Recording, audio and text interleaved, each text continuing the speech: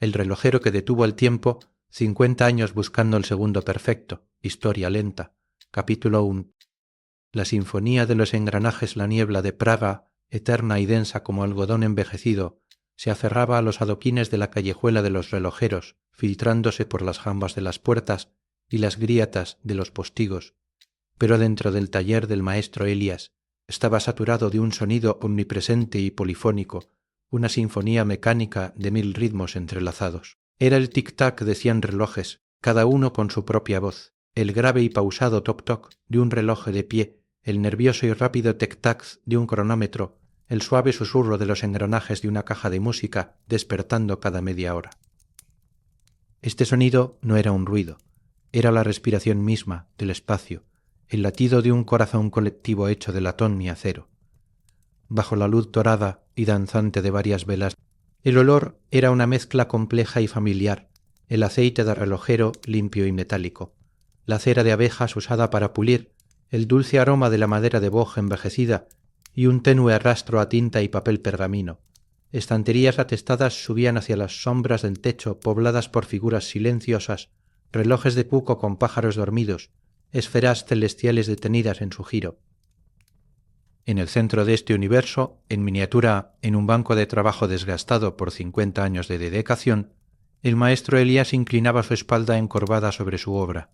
Sus manos, nudosas como raíces de roble y salpicadas de las finas cicatrices plateadas de su oficio, se movían con una firmeza que desmentía su edad. Entre sus dedos, sostenida por unas pinzas de acero bruñido, una éncora de escape, no más grande que la uña de un meñique, giraba lentamente. La luz de la lámpara de aumento, sujeta a su frente, se reflejaba en las paletas de rubí pulido, creando destellos carmesí. Con un movimiento infinitesimal, Elías ajustó la tensión del muelle del áncora, su aliento contenido, para no perturbar la delicada operación. Un suspiro, casi imperceptible, escapó de sus labios cuando la pieza encajó en su sitio, con un clic satisfactorio. Apartó las pinzas y se reclinó en su taburete de cuero gastado. Su mirada, de un azul desvaído como el cielo invernal al atardecer, se perdió en el complejo mecanismo que descansaba sobre el fieltro verde. Aquello no era un reloj cualquiera. Era el núcleo de su obsesión de 50 años, el proyecto de una vida, un organismo de ruedas dentadas, muelles y palancas que aspiraba a lo imposible, capturar el latido de la eternidad. Lo llamaba, en la intimidad de sus pensamientos, el cronómetro del intervalo. No estaba diseñado para medir horas o minutos con precisión mundana, sino para aislar y sostener la esencia de un instante, el silencio perfecto entre 2 segundos. Su mirada se desvió hacia la ventana empañada. Fuera, indiferente al concierto interior, una nueva capa de nieve comenzaba a caer, cubriendo suavemente las huellas del día en la callejuela. Cada copo era una pequeña muerte blanca, un recordatorio del tiempo que pasaba, de los inviernos que se acumulaban. Elías contó mentalmente. Este era el 50º. 50 inviernos observando desde esta misma ventana cómo el mundo se vestía de blanco y gris, 50 veces el frío mordiendo los huesos de la ciudad, 50 veces el regreso lento e inevitable de la luz, todo ese tiempo, vertido en los engranajes que tenía ante sí. El taller era una cápsula aislada del flujo exterior. Allí, el tiempo era una sustancia maleable, un material que se podía cortar, pulir y montar. Los relojes de las paredes marcaban horas contradictorias, algunos adelantados, otros atrasados, creando una burbuja cronológica donde la hora se estiraba y contraía. Elías conocía cada uno de sus sonidos, cada personalidad mecánica. El carillón holandés de la esquina tenía un tic-tac alegre y marinero. El reloj de bolsillo del abuelo, expuesto bajo una campana de cristal, marcaba un ritmo marcial y severo. Juntos formaban un coro, una conversación eterna sobre la naturaleza del paso de los momentos. Se frotó los ojos, cansados de la concentración. El frío, a pesar del pequeño hornillo de carbón que crepitaba débilmente en un rincón, comenzaba a colarse por las rendijas, un invitado no deseado pero familiar. Lo sintió en sus articulaciones, un dolor sordo y persistente que era en sí mismo, un reloj biológico implacable. Poseado en la por su vía persiste, con un último vistazo al mecanismo inacabado, a la promesa de eternidad encapsulada en latón. Elías se levantó con esfuerzo. La sinfonía de los engranajes continuaría sonando en la penumbra, un recordatorio constante de su búsqueda mientras fuera, la niebla y la nieve de Praga seguían su curso, indiferentes al hombre que, en una callejuela olvidada, intentaba tenderles una trampa de metal. Capítulo 2. El latido ausente. Parte 1. La memoria era un mecanismo más complejo que cualquier reloj, con resortes que se activaban sin previo aviso. El frío que ahora se colaba por las grietas del taller de la callejuela no era el frío de este invierno, sino el de otro, 50 años atrás, húmedo y penetrante, que calaba los huesos de un joven aprendiz llamado Elías. No trabajaba en un espacio propio y poblado de voces mecánicas entonces, sino en la trastienda abarrotada y severa del maestro Holz. Allí el tiempo no era una sinfonía, sino un látigo. Cada movimiento debía ser económico, preciso, y el tic-tac del gran reloj de péndulo de Holz marcaba el ritmo de los golpes de martillo y los giros de llave, un metrónomo implacable de disciplina. Su filosofía era simple. La precisión era Dios, y el Dios se veneraba con sudor y silencio. Para él, un reloj era una máquina para medir intervalos uniformes, un árbitro de la vida civilizada. Elías, con sus 17 años, y una mente que anhelaba algo más que repetición, comenzó a intuir una herejía. Observaba cómo la luz de la mañana se arrastraba por el banco de trabajo, cambiando de ángulo con una fluidez que ningún escape de áncora podía capturar. Escuchaba el rumor distante del río Moldava, cuyo fluir constante era un ritmo. Sí, pero uno vivo, cambiante, que nunca se repetía exactamente igual. Por las noches, desde su buhardilla, miraba las estrellas girar en su bóveda silenciosa, un mecanismo cósmico de una escala que hacía ridículos los engranajes de latón. Comprendió, con una certeza que le quemaba por dentro, que el tiempo medido por los relojes era una mera convención, un sucedáneo útil pero tosco del tiempo verdadero que fluía en los ríos, en las estaciones y en el lento parpadeo de los astros. Pero la epifanía, la que marcaría el rumbo de su vida, llegó una noche de viento. Había terminado una reparación particularmente tediosa y Holz le había concedido, con un gruñido, unos minutos de aire. Elías se encontró en la plaza de los caballeros, encogido en su abrigo delgado, mirando las agujas negras de la catedral de San Vito, recortadas contra un cielo de terciopelo oscuro. Entonces la gran campana comenzó a sonar las 11. El primer bon fue una vibración física que le recorrió el esternón, una nota grave de bronce que pareció limpiar la plaza de niebla y sombras. Elías cerró los ojos, entregándose al sonido. Oyó el segundo toque y el tercero. Pero fue entre el cuarto y el quinto toque donde sucedió. Al desvanecerse la resonancia del cuarto golpe, antes de que el martillo impactara de nuevo, hubo un intervalo. No era un simple silencio. La mera ausencia de sonido. Era algo más profundo, más vasto. Un abismo de quietud que se abrió bajo sus pies, un vacío que parecía contener todos los sonidos que nunca se habían producido, todos los instantes que habían pasado desapercibidos. En ese hueco entre dos momentos medibles, Elías percibió el tiempo en su estado puro, no como una sucesión, sino como una presencia. Un lago inmóvil entre dos gotas. El quinto toque sonó, rudo y material, rompiendo el hechizo. Elías abrió los ojos, jadeante, como si hubiera estado conteniendo la respiración bajo el agua. La plaza volvía a ser de piedra y frío, pero algo en él había cambiado para siempre.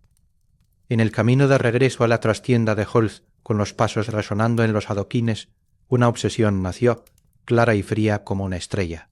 Su objetivo ya no sería construir relojes que midieran con perfección mundana. Sería capturar aquello. El intervalo puro. El segundo perfecto, que no era un segundo, el latido ausente, en el corazón de todo cronómetro. El silencio entre los tic-tacs. De regreso al presente, al taller de la callejuela, un escalofrío más intenso que los anteriores recorrió la espina dorsal de Elías. No era solo el frío del pan, 50º invierno filtrándose por la ventana. Era el eco de aquel otro frío, el de la buhardilla y la plaza desierta.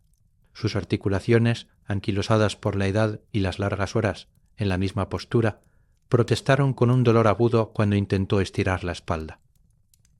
Miró sus manos, aquellas manos que sobre el fieltro verde, el mecanismo de su vida, el cronómetro del intervalo, seguía inerte, un rompecabezas de promesas. La memoria del silencio entre las campanadas era más vívida que nunca, un fantasma auditivo que había perseguido cada uno de sus días desde entonces. Lo había buscado en la simetría de los engranajes, en la danza de los péndulos, en la tensión perfecta de los muelles. Había sacrificado todo en su altar, convencido de que si podía aislar ese momento de quietud pura, entendería el secreto del universo. El frío en los huesos era un recordatorio de que el tiempo verdadero, no esperaba. Seguía fluyendo como él moldaba, arrastrando consigo inviernos, promesas y la fuerza de sus manos. Y él, en su burbuja de latón y luz de vela, seguía intentando construir una presa para detenerlo, aunque solo fuera por un instante perfecto. La sinfonía de los relojes a su alrededor sonaba irónica, marcando los momentos que se le escapaban mientras perseguía el que existía entre ellos. Capítulo 3. El latido ausente. Parte 2. La obsesión, como un muelle principal sobretensado, almacena una energía tremenda. Pero su precio es la fragilidad de todo lo demás.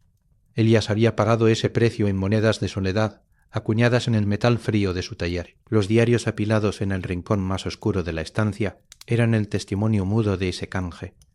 Una docena de volúmenes encuadernados en cuero gastado, sus páginas abultadas por esquemas pegados, anotaciones frenéticas y diagramas de mecanismos que se enroscaban como mandalas. No eran meros registros técnicos, eran mapas de una mente perdida en un laberinto filosófico. Entre cálculos de trenes de engranajes y perfiles de dientes de escape, brotaban preguntas escritas con tinta temblorosa. ¿Es el tiempo la sustancia o el contenedor? ¿El instante percibido es ya recuerdo? ¿El silencio entre campanadas pertenece al sonido anterior o al posterior? Cada volumen representaba un año, a veces dos, de vida invertida en el enigma, mientras la vida misma, la de carne y encuentros, pasaba de largo por la callejuela nevada. Una de esas vidas tuvo nombre y rostro. Aneta era la librera de la ciudad vieja, dueña de una pequeña tienda que olía a papel viejo y a misterio. Sus ojos, del color de la pizarra mojada, habían brillado con genuino interés la primera vez que Elías, buscando un tratado obsoleto sobre mecánica celeste, entró en su dominio. Ella amaba las palabras, él los silencios entre ellas. Durante un breve y glorioso invierno, sus mundos se rozaron. Elías visitaba la tienda no solo por libros, sino por el calor de su voz, por la manera en que sus manos finas y manchadas de tinta acariciaban los lomos. Ella le hablaba de poetas que intentaban capturar el instante en un verso, y él le hablaba de escapes que intentaban liberarlo de la cadena de los segundos. En la penumbra de la librería, entre estanterías que se inclinaban como borrachas, hubo un momento, un único y perfecto momento, en el que sus manos se encontraron sobre las páginas abiertas de un libro de sonetos. Elías sintió entonces un latido distinto, no el de un reloj, sino el de algo orgánico y tibio, prometedor como la primavera. Pero la primavera nunca llegó, el taller lo reclamaba. Un problema con el diseño del regulador de fusée se convirtió en una noche en vela, luego en una semana, luego en un mes de ausencias. Aneta envió una nota, delicada como ella, preguntando si el maestro relojero se había perdido en sus propios engranajes. Elías la leyó bajo la luz de la lámpara de aumento, con el corazón oprimido por una culpa ya familiar. Su respuesta fue un silencio más elocuente que cualquier palabra. El mecanismo exigía toda su atención, toda su alma. El latido de la eternidad, aquel fantasma entre campanadas, era un amante más exigente y escurridizo. Aneta, con la dignidad triste de quien entiende que ha sido derrotada por una idea, no volvió. Elías, al pasar meses después por la calle de la librería, vio el escaparate oscuro y un cartel de Se traspasa. Sintió un vacío tan profundo como el que buscaba, pero este era ácido y personal. Lo había sacrificado en el altar de su búsqueda, convenciéndose de que la plenitud de un instante de comprensión absoluta redimiría todas las ausencias. En el presente, el crujir de la nieve bajo unas botas jóvenes interrumpió su revisión melancólica de aquellos diarios. Un aprendiz, enviado por el gremio como un gesto de respeto hacia el anciano maestro, aunque quizás también de curiosidad morbosa, empujó la puerta. Se llamaba Leo y llevaba en sus mejillas sus ojos, ávidos, recorrieron el taller con una mezcla de asombro y desconcierto, buscando la lógica impecable de un taller moderno y encontrando solo el caos poético de una obsesión. Maestro, dijo, el gremio habla de su obra magna. ¿Es ese el mecanismo? Es el mecanismo, señaló hacia el banco de trabajo. Elías asintió lentamente, observando cómo la mirada del joven se deslizaba sobre las ruedas dentadas, sin ver realmente, buscando el brillo del progreso, no la profundidad de la pregunta. Leo hizo preguntas prácticas, técnicas, sobre racíos de engranajes y tipos de escape. Elías intentó responder, pero cada explicación técnica se le antojaba insuficiente, una cáscara vacía. Quiso transmitirle la diferencia abismal, la que le había costado una vida entender. Quiso decirle que no se trataba de medir minutos, con una precisión de milésimas, sino de capturar la esencia de un instante, de aislar el silencio que da significado al sonido, la pausa que hace posible la música. Abrió la boca buscando las palabras que habían llenado sus diarios, pero solo emergió un suspiro ronco. Las palabras, como el tiempo mismo, se le escurrían. ¿Cómo explicar el sabor de un silencio de hace 50 años? ¿Cómo describir el color de una ausencia? No es una cuestión de medición. Logró articular al fin su voz, un susurro áspero. Es una cuestión de escucha. Leo frunció el ceño, confundido. Esperaba ecuaciones, diagramas, secretos del oficio que pudiera anotar en su cuaderno nuevo. En cambio, recibía un misterio enunciado por un hombre viejo en una habitación llena de relojes desincronizados. Su impaciencia, palpable como un campo de fuerza, chocó contra la quietud, resignada tras unos minutos más de conversación de sordos, donde las preguntas del joven rebotaban en las respuestas enigmáticas del maestro. Leo hizo una reverencia cortés pero fría. Sus ojos ya no brillaban con curiosidad, sino con la lástima velada que se profesa a los que se han extraviado en caminos sin retorno. Le agradezco su tiempo, maestro, dijo, y la palabra tiempo sonó a moneda falsa. La puerta se cerró tras él, sofocando el breve tumulto del mundo exterior. Elías se quedó inmóvil, escuchando el sonido de las botas alejándose en la nieve, un ritmo que se desvanecía hasta fundirse con el silencio de la calle. Luego, lentamente, el taller reafirmó su dominio. Los 100 tic-tacs, que parecían haberse contenido durante la visita, recuperaron su voz. El grave toc-toc, el nervioso tic-tac, el susurro de los engranajes, una sinfonía de soledad perfectamente orquestada. Elías dejó que el sonido lo envolviera, un manto familiar y pesado. Miró sus diarios, el montón de pergamino y locura. Miró el mecanismo inacabado, que parecía esperar algo más que pericia técnica. Había sacrificado el amor de Aneta, la comprensión del gremio, la compañía de una vida normal. Ahora ni siquiera podía transmitir el porqué a la siguiente generación. El aprendiz se había ido, y con él quizás la última oportunidad de que su obsesión fuera entendida como algo más que la excentricidad de un viejo. Se hundió en su sillón, dejando que el frío y el coro de los relojes llenaran el vacío que las palabras, una vez más, habían sido incapaces de ocupar. La búsqueda continuaba, pero su precio, en ese instante, resonaba con una claridad dolorosa en cada tic-tac de la habitación. Capítulo 4. Anatomía de una eternidad del frío dejado por la visita del aprendiz se disipó, absorbido por la quietud ritual del taller. Elías no se movió de su sillón durante un largo rato, permitiendo que la desazón se asentara y luego la apartara como el polvo que se aleja de una pieza limpia. Su mirada, finalmente, se posó en el corazón del mecanismo desnudo sobre el fieltro verde. Era el momento, no de la reflexión, sino de la inmersión absoluta. El caparazón filosófico debía ceder paso a la anatomía concreta. Se levantó y un cambio sutil recorrió su cuerpo. La espalda encorvada se enderezó un grado, las manos dejaron de temblar. Se colocó la lupa en el ojo derecho, ajustando la distancia con un movimiento preciso de la diadema de cuero. El mundo exterior, la ventana, la nieve, el recuerdo de Aneta, la confusión de Leo se desvaneció, comprimiéndose hasta quedar reducido al círculo de luz brillante que iluminaba un pequeño trozo de latón. Era la rueda de escape, no una cualquiera, sino la suya, la que había diseñado tras de cálculos.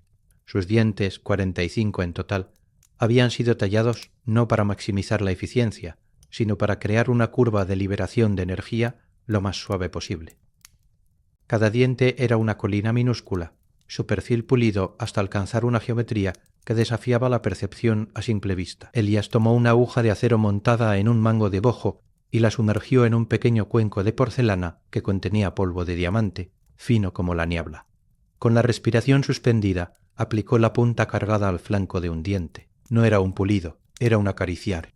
un movimiento circular infinitamente leve, una fricción a nivel atómico. A través de la lente de aumento, la superficie del metal se transformó en un paisaje lunar, con crestas microscópicas que cedían bajo la implacable suavidad del diamante. Cada pasada era una meditación. No pensaba en la eternidad, la sentía en la resistencia uniforme del material, en la aparición gradual de un brillo profundo, no reflectante, sino intrínseco, como si extrajera la luz de las velas y la almacenara al siguiente. El tiempo medido por los relojes de la pared perdió todo significado. Lo que importaba era el ritmo de su propia atención, la danza entre la mano, el ojo y el material. La luz en el taller cambió. El tenue sol invernal que se había colado por la ventana se desvaneció, reemplazado por el resplandor anaranjado y danzante de las llamas de las velas. Las sombras de las herramientas Elías no encendió la lámpara de gas. Su luz era demasiado cruda, demasiado estable. Prefería la vida titilante de la cera, su pequeño y constante consumo, otro recordatorio del tiempo que su mecanismo pretendía trascender. Terminada la rueda, su atención se desplazó al regulador de Fouché modificado. Era el alma del sistema de cuerda, diseñado para compensar la pérdida de fuerza del muelle real a medida que se desenrollaba. Pero la modificación de Elías era radical. En lugar de un cono espiral tradicional, había mecanizado una forma cóncava compleja, basada en una curva logarítmica que había deducido de la observación del péndulo de Foucault. La fabricación de ese Fouché había sido una epopeya en sí misma, requiriendo la construcción de un torno especial. Ahora debía montar el muelle real, la fuente de vida. No utilizó uno prefabricado. Sobre un pequeño yunque de acero templado, calentó una tira de acero al carbono en la llama azul de un soplete de alcohol. Observó cómo el metal pasaba del rojo cereza al naranja incandescente. Con unas tenazas lo colocó sobre el yunque y comenzó a martillearlo, no con golpes fuertes, sino con una ráfaga de toques ligeros y rápidos como el picoteo de un pájaro. Era la forja a mano, un arte casi olvidado. Cada golpe alineaba la estructura cristalina del acero, imprimiéndole memoria elástica. Lo enfrió lentamente en aceite de colza, sumergiéndolo con una paciencia infinita. El muelle resultante no era una pieza estandarizada. Era una extensión de su voluntad, un músculo de acero que almacenaría la energía con una curva de tensión personalizada para su Fouché excéntrico.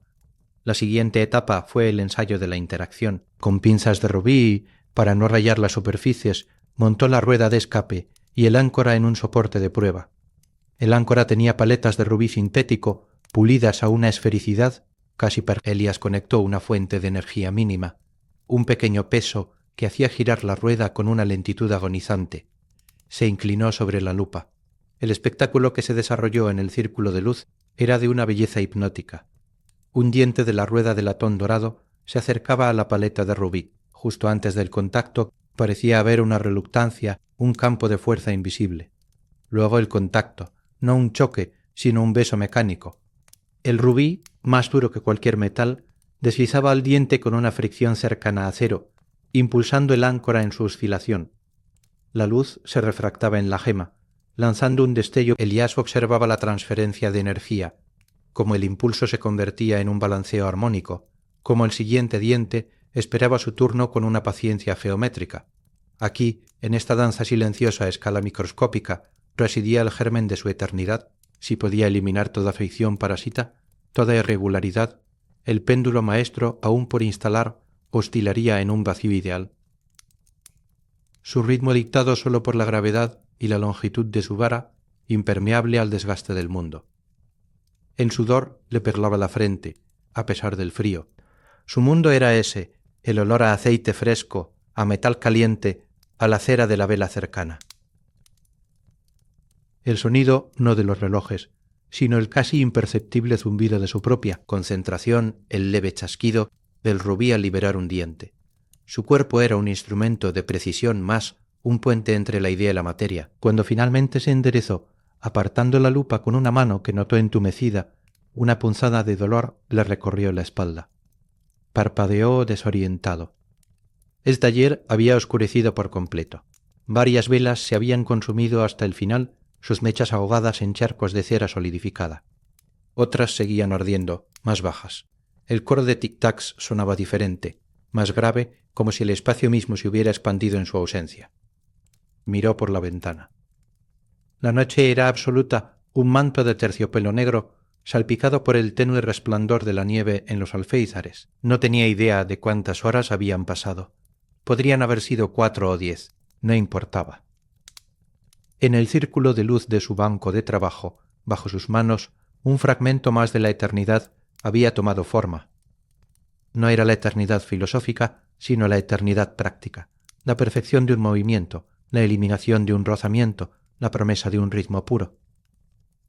La luz de las velas, ahora escasa, jugaba en las superficies pulidas del mecanismo, parcialmente ensamblado, haciendo que pareciera contener una luna propia.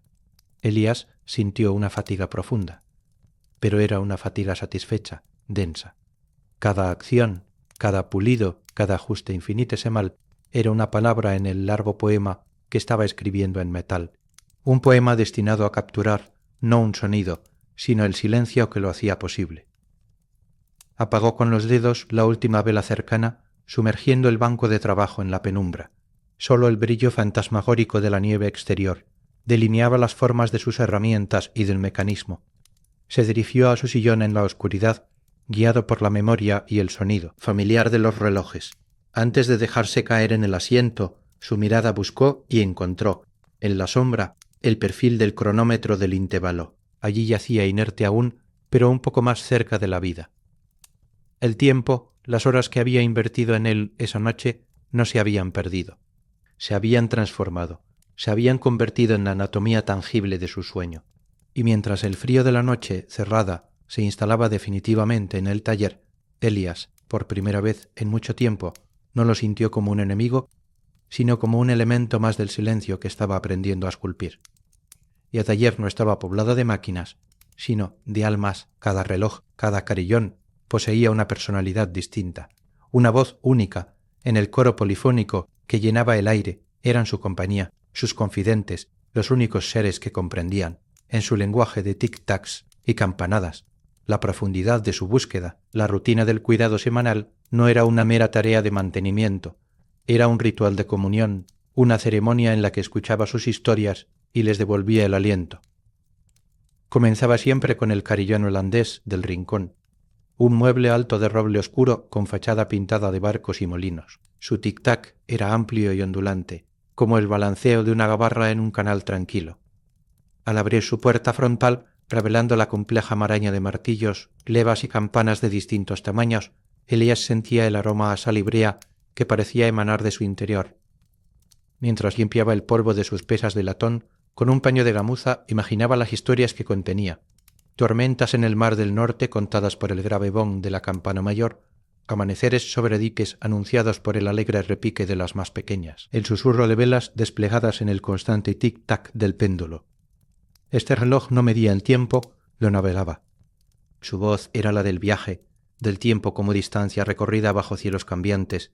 Elías le daba cuerda con su llave grande, sintiendo la resistencia del mecanismo principal, y al cerrar la puerta, el primer carillón de la hora sonaba como un saludo, una breve sinfonía marinera que siempre le hacía esbozar una sonrisa. Luego se acercaba a la vitrina de cristal donde sobre un cojín de terciopelo carmesí descansaba el reloj de bolsillo del soldado. Era una pieza sobria, de plata deslustrada, con la tapa grabada con un águila imperial ya borrosa. Su tic-tac era distinto, seco, marcial, implacable.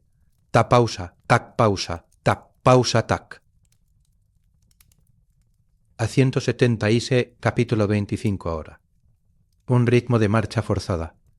Al tomarlo en su mano, Elías sentía su peso frío, y en su imaginación ese peso se transformaba en el de un fusil al hombro en la fatiga de una jornada de 20 leguas. Este reloj había marcado el tiempo del deber, de la obediencia a un orden superior y cruel.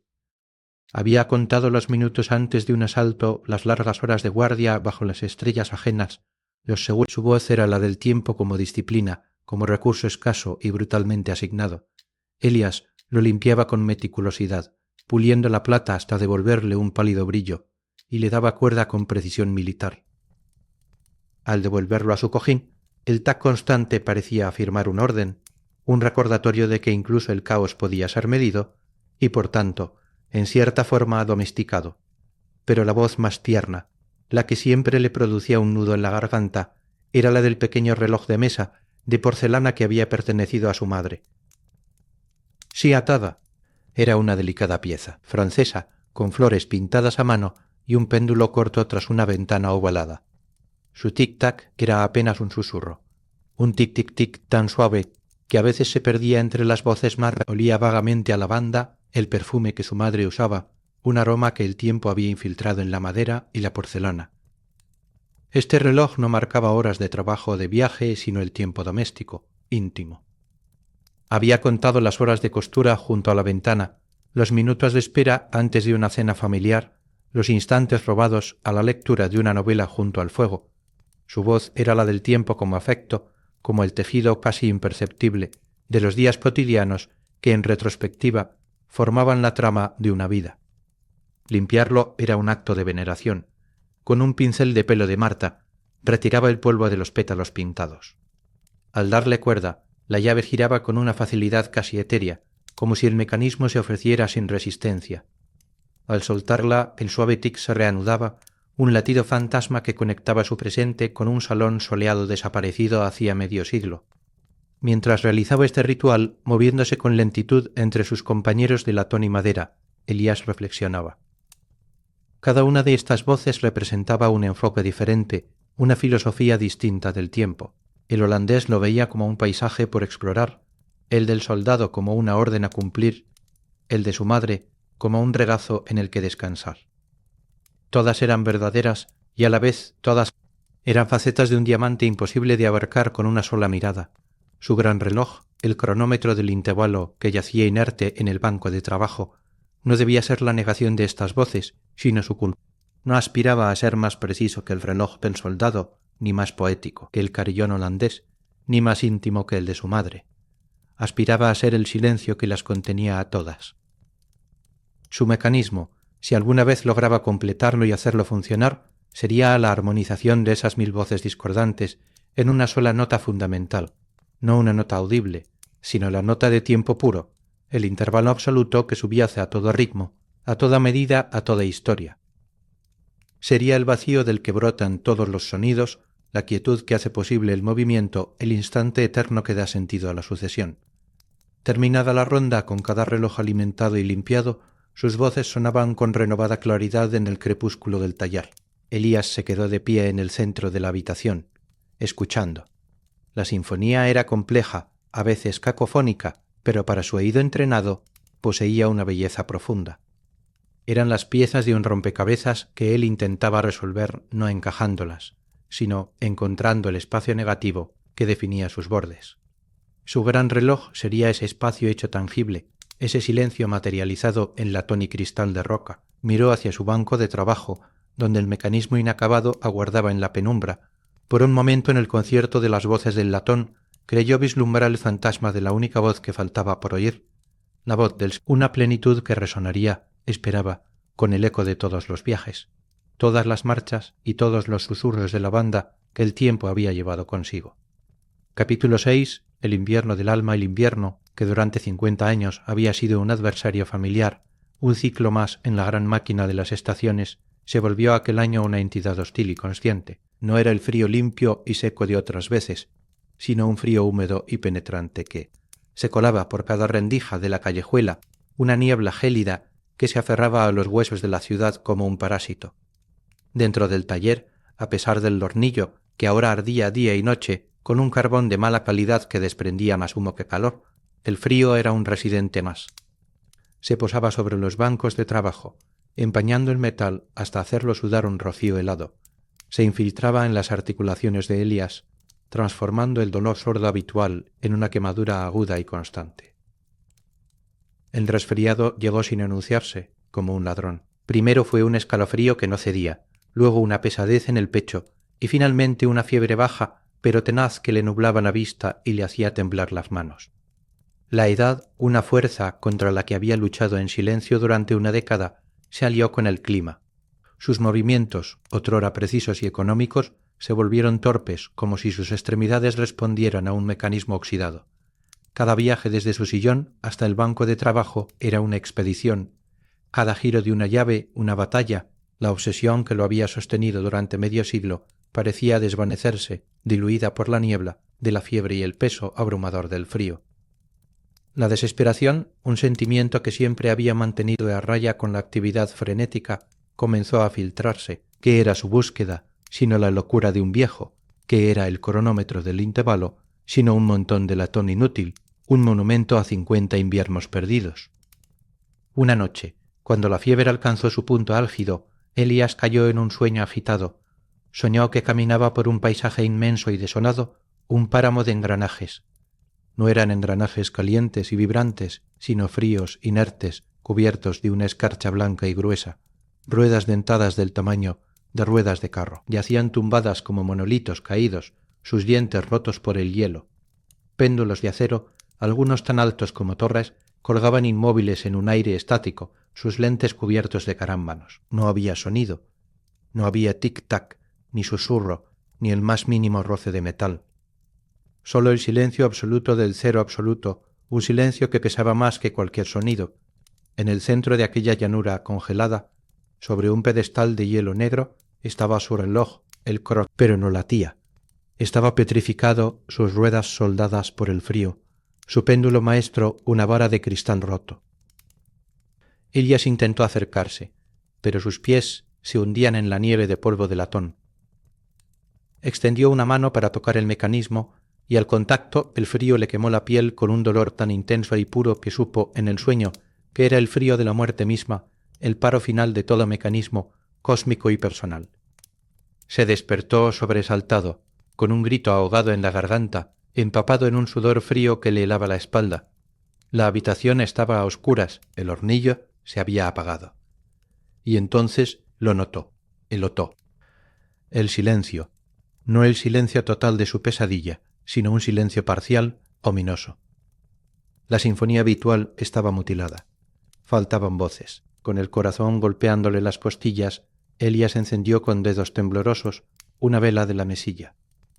La luz danzante reveló la verdad.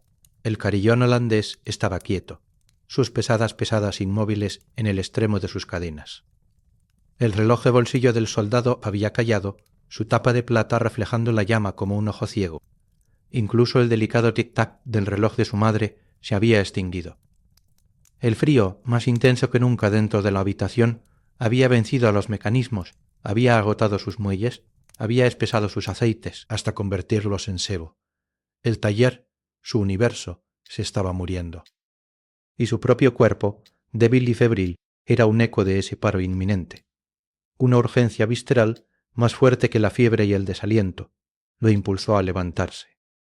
Se envolvió en una manta raída y sosteniendo la vela con una mano que dibujaba círculos de luz, temblorosa en las paredes, se acercó al carillón holandés. Abrir la puerta requirió un esfuerzo sobrehumano. Sus dedos, entumecidos, apenas podían agarrar la pequeña llave de latón. Dentro, el mecanismo parecía dormido, aletargado. Con una concentración que le dolía en el cráneo, insertó la llave de cuerda en su orificio. El primer intento falló, la llave resbaló. Respiró hondo, conteniendo un acceso de tos, y lo intentó de nuevo. Esta vez la llave engranó. Girarla fue una agonía. Cada vuelta era una batalla contra la resistencia del muelle frío, contra la debilidad de su propio brazo. Sentía cómo los músculos de su hombro protestaban, cómo el sudor frío le corría por las sienes, pero giró. Una vuelta, 2, 3, 2, baz, hasta que la tensión fue correcta. Luego, con un dedo, empujó suavemente el péndulo. Al principio, nada. Solo el balanceo silencioso de la lente, no van tan nación y for papas. Luego, un sonido.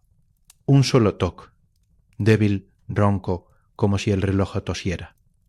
Elías contuvo la respiración. El péndulo osciló de regreso, y entonces el segundo toc, y luego un tercero. Poco a poco, el ritmo se estableció, primero vacilante, luego más firme, recuperando su antiguo balance marino. La voz del viaje había regresado, un faro en el silencio. Exhausto, se apoyó contra el mueble, recuperando el aliento. Pero la tarea no había hecho más que empezar. Se dirigió al reloj del soldado. La tapa de plata estaba helada al tacto. La llave era diminuta y sus dedos temblaban tanto que tardó varios intentos en acertar. Aquí la cuerda era más dura, más corta. Cada clic del trinquete sonaba como un disparo seco en la quietud. Al dar el último giro, el mecanismo emitió un taque inmediato, severo como un reproche. Elías asintió casi con gratitud. La disciplina había sido restaurada. Por último, se arrodilló con un crujido de rodillas que le hizo apretar los dientes frente al reloj de su madre. Esta fue la tarea más difícil. Desparecíamos de ver ella. Despardemona, no por la resistencia mecánica, que era mínima, sino por la emoción que le oprimía el pecho. La porcelana estaba fría como la piel de un cadáver. Al darle cuerda, la llave giró casi sin esfuerzo, pero al hacerlo, una lágrima cálida se desprendió de su ojo y cayó sobre el vidrio de la ventana ovalada. Al soltar la llave hubo un momento de silencio, luego, el más suave de los que brotó del interior, tan frágil que parecía que el aire podía quebrarlo. Pero persistió. Tic, tic. De el afecto, el tiempo íntimo, también había sobrevivido al invierno. Cuando terminó, Elías estaba de rodillas en el suelo, agotado, temblando de frío y de esfuerzo. La vela, casi consumida, proyectaba sombras gigantescas. Pero el taller volvía a respirar. El toc-toc ondulante, el tac marcial, el tic susurrante y alrededor el coro gradual de las otras voces que al sentir el retorno de sus hermanos, parecía la sinfonía, aunque aún débil, estaba recomponiéndose. Elías se arrastró hasta su sillón y se dejó caer en él, envuelto en su manta. El sudor se enfriaba sobre su piel, pero el frío interior era peor. Miró a través de la penumbra hacia su banco de trabajo, donde el gran mecanismo, el cronómetro del intervalo, yacía en la oscuridad. La batalla de esa noche había sido épica, pero era una batalla de retaguardia. Había reanimado los relojes, pero ¿a qué costo? Su cuerpo era un reloj desgastado, sus resortes flojos, su aceite espeso. La tarea le había consumido las últimas reservas de fuerza, y entonces la pregunta que había estado acechando en los límites de su conciencia desde el sueño de hielo emergió con una claridad despiadada. No era su búsqueda entera, su obsesión de 50 años, simplemente esto, la lucha patética y condenada de un hombre viejo por dar cuerda a su propio corazón, por evitar el inevitable, silencioso y definitivo paro final. El frío del taller se le metió en el alma y por primera vez. Capítulo 7. La llegada del forastero, el frío del alma. Ese que se había instalado tras la batalla por reanimar sus relojes, persistió durante días, un yunque de plomo en el pecho de Elías. Trabajaba de manera mecánica, sus movimientos carentes de la concentración meditativa de antes. El cronómetro del intervalo yacía en el banco, y cada vez que su mirada se posaba en él, no veía la promesa de eternidad, sino el peso muerto de su propia locura. El invierno exterior continuaba su asedio. Fue en medio de esta quietud gris, cuando la luz del día era apenas un pálido rumor tras los cristales empañados, cuando la puerta del taller se abrió, no con el empujón brusco de un cliente o el golpe tímido del aprendiz, sino con una fluidez silenciosa, como si las bisagras mismas hubieran olvidado su función de chirriar. Elías alzó la vista, lentamente, desde el piñón que estaba puliendo. El hombre que entró no parecía pertenecer a la Praga de aquel invierno, ni a ningún tiempo reciente. Vestía un abrigo largo de un paño oscuro y grueso, cortado con una elegancia anticuada, con hombros altos y un cuello de terciopelo deslustrado. Su sombrero de ala ancha, también oscuro, ocultaba parte de su rostro, pero lo que Elías pudo ver bajo el ala fue una tez pálida, casi traslúcida, y unos ojos de un gris tan claro que parecían plateados, sin calor ni profundidad como los de un pez de aguas profundas. No traía nieve en las botas, aunque fuera estaba blanco todo. Simplemente se cerró la puerta tras de sí y se quedó inmóvil, escuchando. El coro de los relojes sonaba, pero ante la presencia del recién llegado, las voces parecieron aquietarse, no por silencio sino por respeto, como si una nota más grave y antigua hubiera entrado en la habitación. El forastero recorrió el taller con su mirada plateada, sin curiosidad aparente, sino con el reconocimiento de quien examina un lugar ya conocido.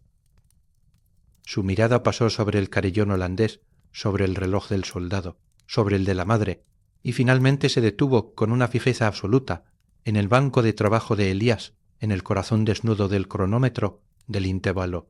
No vengo a comprar, dijo su voz, era una voz suave, modulada. pero con un timbre extraño, como si resonara en una cámara de metal muy delgada. No era joven ni vieja, ni a reparar. Elías, con el piñón aún entre los dedos, no supo qué decir. La presencia del hombre llenaba el taller de una manera física, desplazando el aire.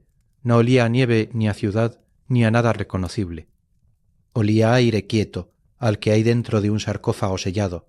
¿Qué busca entonces? Logró articular Elías, su propia voz sonando áspera y mundana en comparación.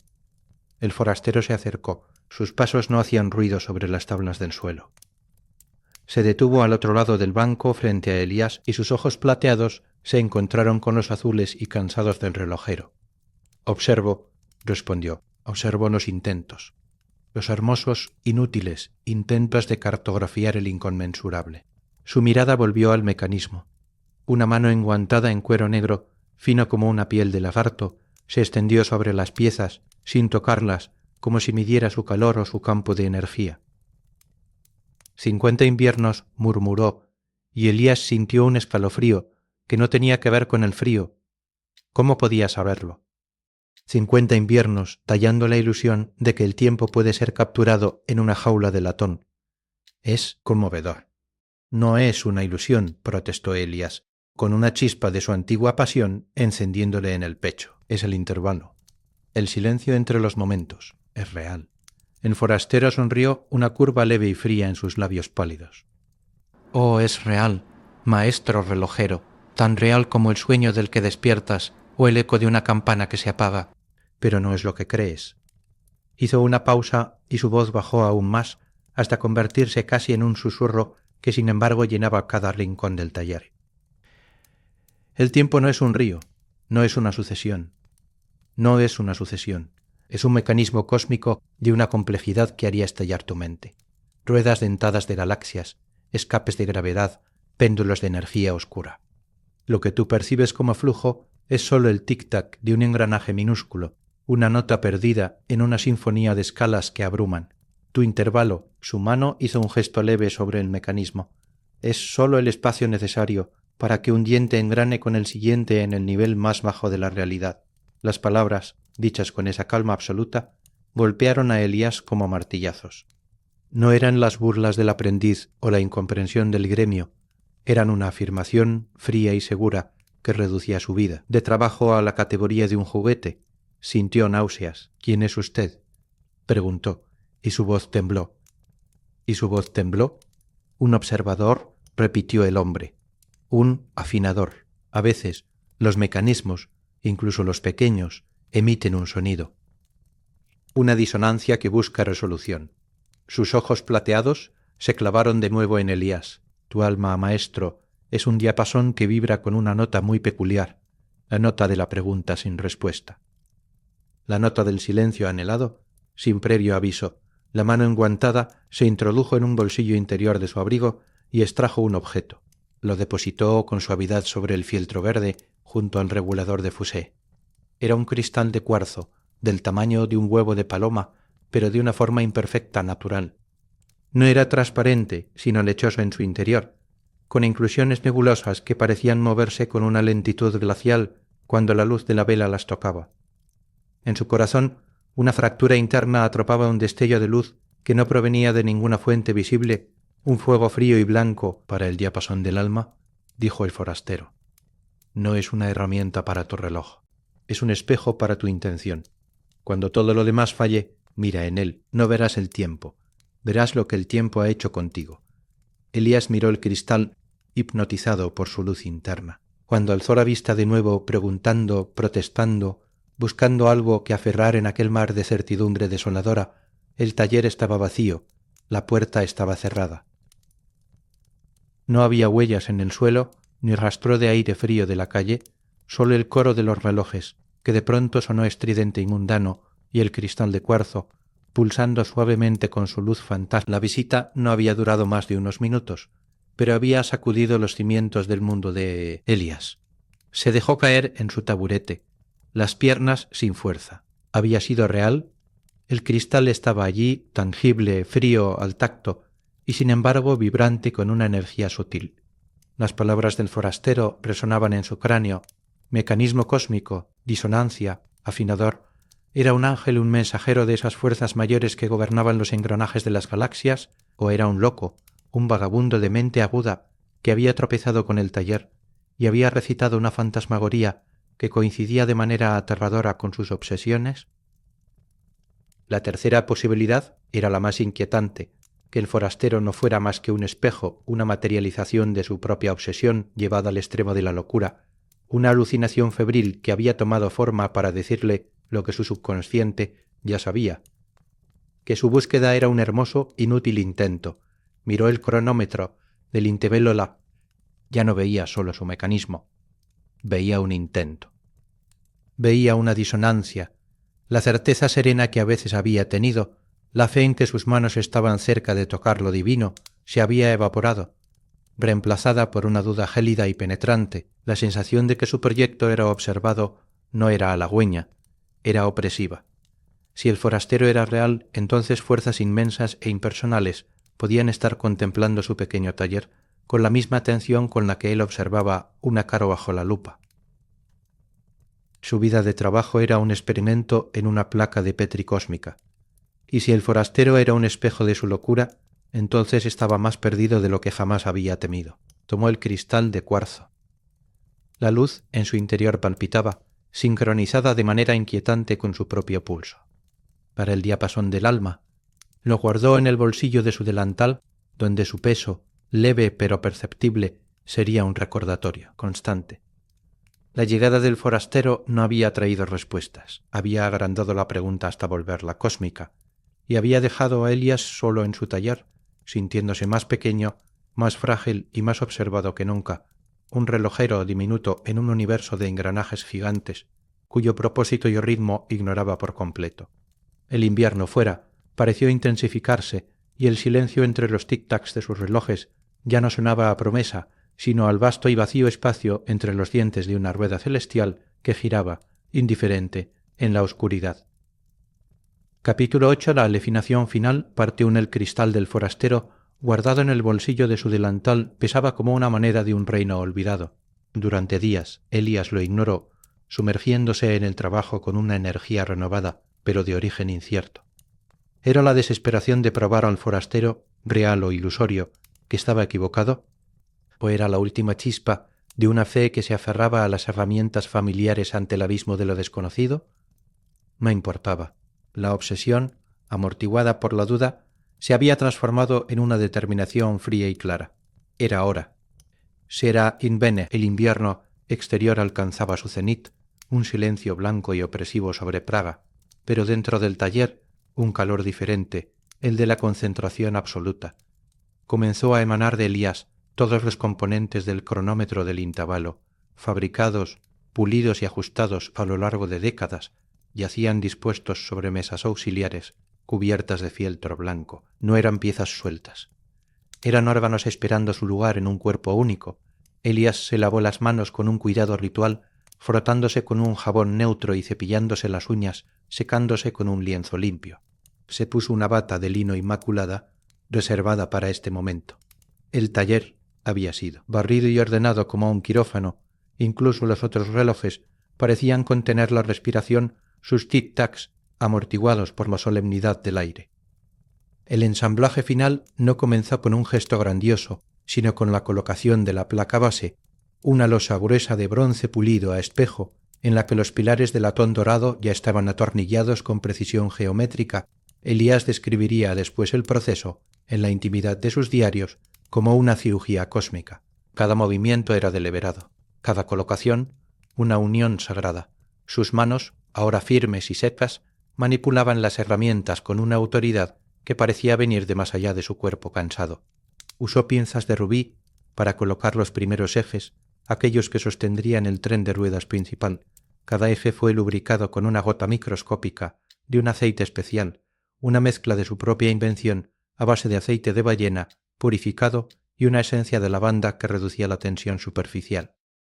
Fin del comacieno. Los engranajes, con sus dientes tallados durante aquel largo capítulo de inmersión, se deslizaron sobre los ejes. El sonido de un diente engranando perfectamente con otro no era un clic, sino un susurro de seda metálica, un sonido tan satisfactorio que resonaba en el centro del pecho de Elías. Hora tras hora, la estructura creció. El regulador de fusée modificado, aquella pieza de lógica excéntrica, encontró su sitio, conectado al muelle real forjado a mano, que ahora estaba contenido en su barril como un músculo cargado de potencial. El escape de áncora, con sus paletas de rubí, fue montado con una tensión calculada al milímetro. Elías trabajaba bajo la luz de varias lámparas de aceite de mecha ancha, que proyectaban una luz blanca y estable, eliminando las sombras danzantes de las velas. El sudor le perlaba las sienes, pero no se detenía a secárselo.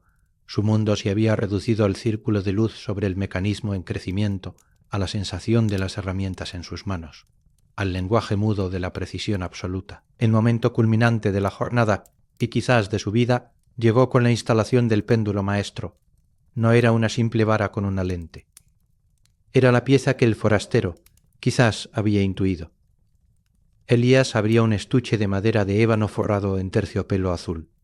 Dentro, descansando en un molde a su medida, estaba la vara, un cilindro perfecto de cristal de roca, de cuarzo y hialino tan puro que casi desaparecía, salvo por las inclusiones naturales que pero estas inclusiones no eran imperfecciones, eran hilos de plata nativa, finos como cabellos de hada, que Elías había integrado deliberadamente durante el pulido final, guiándolos en patrones helicoidales a lo largo de la vara.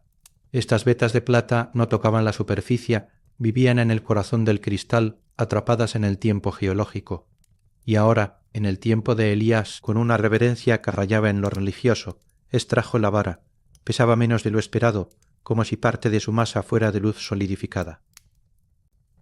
La sujetó con guantes de gamuza blanca para no mancharla.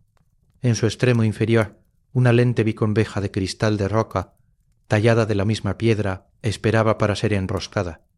En el superior, una horquilla de platino, tan delicada como la corola de una flor, se uniría al mecanismo de suspensión. La instalación requirió de una tensión inmensa, no física, sino nerviosa. Un error, una presión excesiva, y el cristal de roca, por puro que fuera, podría fracturarse. Elías contuvo la respiración mientras guiaba la horquilla de platino hacia su asiento en el escape. El encaje fue perfecto, un beso de metal y cristal. Luego, con movimientos infinitesimales, ajustó la longitud del péndulo usando un micrómetro de tornillo, calculando la distancia exacta para el ritmo teórico que había soñado. No un segundo, sino la raíz cuadrada de un intervalo armónico derivado de las proporciones de la catedral de San Vito. Al soltar suavemente el péndulo, la vara de cristal de roca quedó suspendida. La luz de las lámparas la atravesó, y entonces sucedió la magia. Las inclusiones de plata, orientadas en su espiral interna, capturaron la luz y la refractaron, no en un destello, sino en un espectro suave y pálido que se proyectó en un arco iris fantasma sobre la placa base de bronce. El péndulo, inmóvil por ahora, no era sólo un regulador, era un prisma, un instrumento óptico, que descomponía la luz blanca del taller en sus colores constitutivos, como si el tiempo mismo, al ser medido, revelara su naturaleza espectral. Elías observó sin aliento aquel fenómeno de belleza inesperada. Era como si el cristal del forastero hubiera dado a luz a esta vara, una fusión de la intención obsesiva del hombre y el misterio impenetrable del visitante. El resto del ensamblaje continuó, pero Elías conectó el último tren de engranajes, el que transmitiría la energía del muelle real al escape con una suavidad de seda. Cada piñón, cada rueda, encontró su lugar en la arquitectura mecánica ahora completa. No quedaba nada por montar. El cronómetro del intervalo, después de 50 inviernos, estaba físicamente completo. Se alzaba sobre su base una estructura de una complejidad abrumadora, pero de una elegancia austera, con su péndulo de cristal y plata colgando como el corazón de un animal de vidrio y latón. Elías retrocedió un paso. Luego dos, alejándose del banco de trabajo. Sus ojos, ardientes de fatiga y de una emoción demasiado grande para nombrar, recorrieron la obra de su vida. La sinfonía de los otros relojes sonaba a su alrededor, pero ahora parecía un preludio lejano. El gran reloj estaba quieto, mudo, cargado de potencial como una nube, antes del rayo. Entonces, con una calma que era la antítesis del torbellino en su interior, Elías tomó la llave de cuerda. No era una llave normal, Era una pieza de acero azulado, con un mango de ébano tallado con la forma de un ouroboros, la serpiente que se muerde la cola. Se acercó al mecanismo. En el costado, un único orificio de cuerda, conectado a través de un intrincado sistema de ruedas reversas al barril del muelle real, aguardaba. Se detuvo. Sus manos, que habían sido tan firmes durante horas, comenzaron a sudar ligeramente, empañando el mango de ébano. La respiración se le hizo audible en el silencio expectante de la habitación. Este gesto, el simple acto de insertar la llave y girarla, sería el último. No habría más ajustes posibles después de esto, solo la afinación final de un mecanismo en movimiento. Sería el parto de su obsesión, el momento en que el sueño se enfrentaría a la realidad de la gravedad, la fricción y el imperfecto mundo material. Todo, absolutamente todo, los sacrificios, los inviernos, la visita del forastero, el cristal pulsante en su bolsillo, convergía en este punto. En el arco iris fantasma proyectado por el péndulo inmóvil, Elías vio, o creyó ver, el reflejo de todos sus años, comprimidos en ese espectro de luz quieta. Aspiró profundamente, el aire frío del taller llenando sus pulmones.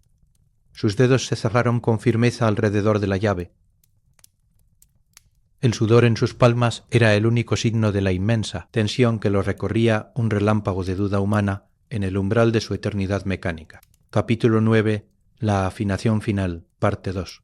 El metal de la llave era frío, pero el sudor de su palma creó un punto de calor efímero. Elías cerró los ojos por un instante, no en oración, sino en un último acto de recogimiento interior, buscando aquel silencio entre campanadas que había perseguido durante medio siglo. Luego, con una exhalación lenta y controlada, insertó la llave en el orificio. El encaje fue perfecto, un clic sordo que resonó en la quietud del taller. Sus dedos, ahora firmes, giraron. El primer giro fue el más difícil. La resistencia del muelle real completamente destensado era formidable. Cada clic del trinquete sonó como un disparo seco en el santuario de tic-tacs, una intrusión de lo mundano en lo sagrado. Elías giró lenta, inexorablemente, sintiendo cómo la energía potencial se acumulaba en el alma de acero del muelle, comprimiendo 50 años de intención en unas pocas vueltas de llave. El mecanismo no respondía aún. Era una estatua de latón y cristal, un cadáver hermoso que esperaba la chispa. Tras la última vuelta, retiró la llave. El silencio que siguió fue más profundo que cualquier otro. Los relojes de las paredes parecían haberse callado en señal de respeto. Elías retrocedió un paso, sus ojos fijos en el péndulo maestro. La vara de cristal de roca, con sus inclusiones de plata atrapando la luz de las lámparas, colgaba inmóvil un prisma en espera. Luego, con una mano que apenas temblaba, extendió un dedo y tocó suavemente la lente inferior. El péndulo se movió, no con el balanceo amplio y seguro de un reloj ordinario, sino con una vacilación casi humana, un titubeo. Osciló hacia un lado, y en el extremo de su arco un diente de la rueda de escape. Encontró la paleta de rubí. Hubo un sonido. No fue un tic-tac. Fue un roce áspero, un chirrido metálico ahogado, seguido de un clac seco, cuando el áncora cambió de dirección. El péndulo regresó, tambaleándose, y el sonido se repitió al otro lado, un crujido, luego un silencio incómodo antes del siguiente movimiento. El corazón del cronómetro del intervalo latía, pero su latido era irregular, enfermizo, la tos de un organismo recién nacido y mal formado. Una punzada de angustia, aguda como una aguja, atravesó el pecho de Elías. Después de todo, ¿era eso? ¿Un montón de piezas exquisitas incapaces de armonizar? Pero la desesperación no encontró terreno fértil. En su lugar surgió una hiperconcentración glacial, un estado de flujo absoluto que borró el mundo exterior. El juicio final había comenzado y era una batalla de microajustes. Elías se acercó, se colocó la lupa y se sumergió. Los días siguientes se desdibujaron en un continuo de luz de lámpara y sombras danzantes. No dormía. Descansaba la cabeza sobre el banco durante breves intervalos, despertando al instante con una nueva intuición sobre la fuente de la fricción. No comía, mordisqueaba pan duro. El taller se convirtió en el universo, y el universo era ese desequilibrio entre un diente y una gema. Cada ajuste era infinitesimal. Un cuarto de giro a un tornillo de regulación en el escape usando un destornillador cuya punta era tan fina como una aguja. El pulido de un punto de contacto en la horquilla de platino del péndulo con una tira de cuero impregnada en polvo de diamante, un gesto que no eliminaba material, sino que alisaba imperfecciones a nivel molecular, la nivelación de la placa base con calzas de papel de estaño más delgadas que una hoja, hasta que la burbuja de aire en su nivel de espíritu se centró con una precisión obsesiva. Elías escuchaba.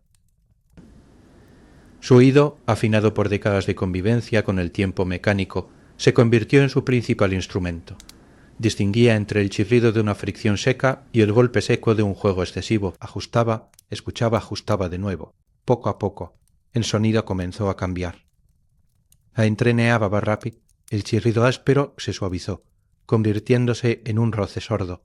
Los intervalos irregulares entre los sonidos se acortaron, se uniformizaron. El clac-clac, vacilante, se transformó en un tic-tac más reconocible, pero aún superficial, como el latido de un pájaro pequeño y nervioso. Elías no se conformó. Sabía que la perfección, si existía, estaba más allá. Siguió ajustando, ahora, centrándose en la interacción entre el fusé modificado y el tren de ruedas, buscando que la liberación de energía fuera una curva suave, no una serie de empujones. Usó el cristal del forastero, no como herramienta, sino como punto focal. Lo colocó en un soporte donde la luz del péndulo lo atravesara. Las inclusiones nebulosas en su interior parecían moverse, o quizás era su imaginación, pero le servía para meditar, para afinar su propia intención antes de cada microajuste. Y entonces, tras lo que pudo haber sido 3 días o una semana, sucedió. Elías realizó un ajuste final a la tensión del muelle del áncora, un giro de no más de 1 grado. Al soltar la herramienta, el péndulo completó su oscilación. El rubí encontró el diente, y el sonido que emergió ya no fue un tic-tac, fue un tom, una nota baja, resonante, profunda, que parecía nacer no del choque de 2 piezas, sino de la vibración del propio latón, del cristal, del aire dentro del taller. Cindo 3 potios. El péndulo regresó, y el sonido del otro lado fue un tom idéntico en tono y volumen. Tom, patto, tom, por case, tom. El ritmo era pétreo, majestuoso, implacable. Ya no era el sonido de un reloj midiendo el tiempo. Era el sonido del tiempo mismo materializado, el latido de un corazón gigante de metal y luz. Cada tom era una onda de presión sónica que se expandía por la habitación, tangible, densa. El efecto en el taller fue inmediato y milagroso. El carillón holandés, cuyo tic-tac marino siempre había sido independiente, pareció captar la nueva frecuencia. Su balanceo se amplió levemente, y su totoc se alineó no en unísono, sino en una armonía complementaria con el ton profundo. El reloj del soldado, con su tac marcial, encontró en el nuevo ritmo una base sobre la que marchar, su sequedad ganando un contexto resonante. Incluso el susurro del reloj de la madre se sincronizó, su tic-tic transformándose en el eco fantasma del latido principal, como si el afecto encontrara por fin su pulso universal. Uno por uno, todos los relojes del taller, los de pared, los de mesa, los de bolsillo bajo sus campanas de cristal, ajustaron sus ritmos. El caos polifónico se convirtió en un coro, una sinfonía coherente y vasta, donde el tom-tom, el cronómetro del intervalo, era el bajo, continuo, del fundamento sobre el que todas las otras voces. El viaje, la disciplina, el afecto, tejían sus melodías. Elías retrocedió hasta su sillón, sus fuerzas abandonándolo de golpe. Se dejó caer, incapaz de apartar la mirada de su creación. El péndulo de cristal de roca oscilaba con una amplitud perfecta, las vetas de plata en su interior dibujando espirales de luz líquida. Los tom-tom resonaban en su pecho, sincronizados con el latido de su propio corazón, que al principio aceleró y luego inexplicablemente se calmó, adoptando el ritmo pausado y eterno del mecanismo. La luz en el taller, la de las lámparas y el tenue amanecer que asomaba por la ventana, pareció vibrar al unísono. El aire mismo estaba cargado, denso con la presencia del tiempo hecho sonido. No hubo euforia. No hubo gritos de triunfo, solo una paz abrumadora, un entendimiento físico que trascendía el pensamiento. El forastero había hablado de disonancias que buscaban resolución. En este momento, escuchando la sinfonía perfectamente afinada de su universo en miniatura, Elías sintió que toda disonancia en su alma, la duda, la soledad, el sacrificio, encontraba su resolución en este ritmo. El reloj no capturaba la eternidad, la generaba con cada oscilación, creaba un instante de orden perfecto. El sudor se había secado en su frente. El frío del taller había desaparecido, reemplazado por el calor de la creación consumada. Se reclinó en el sillón, rodeado por el coro de sus compañeros mecánicos, ahora unidos en una sola voz monumental. El tom-tom resonaba, un latido que era a la vez un fin y un principio. La afinación final había concluido. Lo que quedaba por venir no era trabajo sino recepción. Elías cerró los ojos, no para dormir, sino para escuchar completamente, por primera vez en 50 inviernos, la sinfonía completa de su vida, tocando el fin en perfecta armonía. Capítulo 10. El segundo perfecto era la medianoche. El gran reloj, el cronómetro del intervalo, había estado latiendo durante días con su profundo tom-tom, afinando la respiración del taller hasta convertirla en un único organismo resonante. Pero esta medianoche era distinta. Elías lo sentía en el aire, una expectación estática que precedía a la tormenta. Se había sentado en su sillón frente al mecanismo horas antes, incapaz de apartar la mirada. No había encendido más luces que una sola vela de cera de abejas, colocada en un candelabro de plata a los pies del reloj. Su llama, alta y quieta, parecía arder con una intensidad concentrada, como si también aguardara. En la lejanía, a través de los cristales empañados por el frío de la noche, comenzó a llegar el primer toque del carillón de la catedral de San Vito, anunciando las 12, un bon grave, amortiguado por la distancia y la nieve, que atravesó las paredes de la callejuela. Elías, inmóvil en su sillón, contuvo la respiración. Su creación, sintonizada con una precisión que iba más allá de lo mecánico, pareció escuchar. El péndulo de cristal de roca continuó su oscilación majestuosa, pero cada tomo comenzó a vibrar en una armonía secreta con los toques lejanos, no como una respuesta en un diálogo entre lo humano y lo divino. El gran reloj tenía su propia campana, una cúpula de bronce especial, aliada con una pizca de plata, y estaño, según una mano alquímica que Elías había encontrado en un grimorio olvidado sabía, no estaba destinada a repicar una melodía, sino a emitir una sola nota cuando el mecanismo, sincronizado con el instante cósmico de la medianoche exacta, lo decidiera. El martillo, una vara de acero flexible con una cabeza forrada en fieltro, se estaba levantado sostenido por un gatillo de una delicadeza extrema. Elías observó cómo, al unísono con el 11º toque de la catedral, un último diente de una rueda de cuenta, movido por el tren de engranajes principal, giraba y liberaba el gatillo. El martillo cayó, no con fuerza bruta, sino con la velocidad precisa de un pensamiento que alcanza su conclusión. Golpeó la campana. El sonido que emanó no fue de bronce, fue de pura resonancia. Una nota tan clara, tan profunda y tan redonda que pareció materializar la luz de la vela, solidificando su brillo en el aire. Era un sonido que no se oía solo con los oídos, sino con la piel, con los huesos, con el corazón mismo. Vibró en el cristal de la ventana, en el latón de los otros relojes, en el viejo esqueleto de Elías. Y en ese instante, en el centro mismo de la vibración perfecta, Elías lo sintió. Todos los tic-tacs se detuvieron. No fue un silencio repentino, sino una cesación. La llama de la vela se congeló, no como una imagen, sino como una escultura de ámbar líquido, cada lengua de fuego detenida en su danza, irradiando luz pero sin parpadear. El polvo que flotaba en el aire, iluminado por esa luz estática, quedó suspendido cada mota una estrella fija en un firmamento de habitación. El péndulo de cristal de roca se había detenido en el punto más bajo de su arco, inmóvil, y las inclusiones de plata en su interior brillaban con una luz fría y propia. El tiempo, o su percepción, no era la nada de su pesadilla de hielo, ni el vacío aterrador.